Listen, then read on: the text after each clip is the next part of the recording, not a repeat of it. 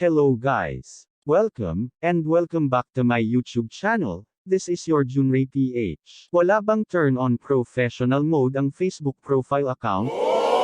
Ang video na ito ay para sa'yo, dahil ituturo ko sa inyo kung paano magkaroon ng turn on professional mode sa Facebook profile account mo. Kung gusto mong malaman ang tricks na ito, keep on watching. Kung bago ka pa lang sa video na ito, huwag kalimotang mag-like, subscribe, and hit the notification bell para lagi kang updated kapag may bago tayong video na i-upload. Let's get started.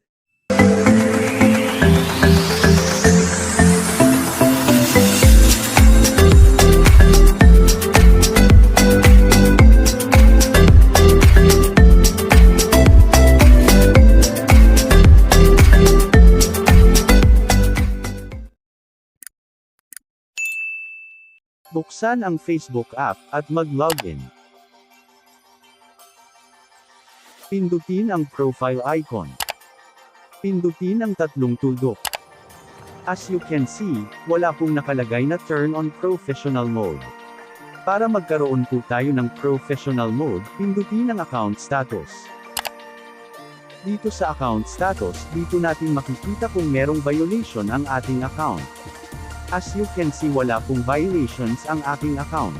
Kung meron po kayong violation sa Facebook account, hindi po kayo maka-turn on sa professional mode. Pindutin ang back button. Pindutin ang follow settings. Dito sa Who Can Follow Me, piliin ang public. Dito sa Who Can See Your Followers on Your Timeline, dapat naka-public ito. Dito sa Public Post Comments, piliin ang Public. Dito sa Public Post Notifications, piliin ang Everyone.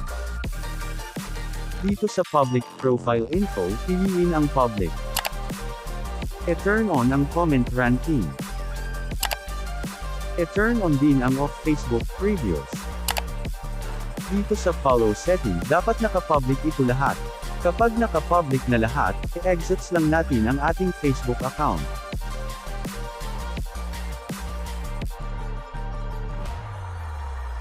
Buksan ulit ang Facebook app.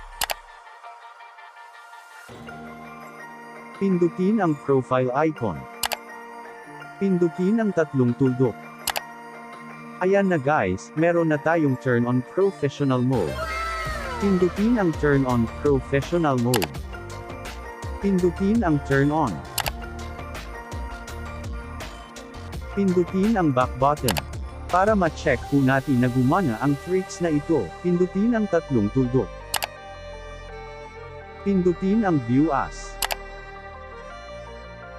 Ayan na guys, gumana po ang tricks, na turn on na po ang professional mode.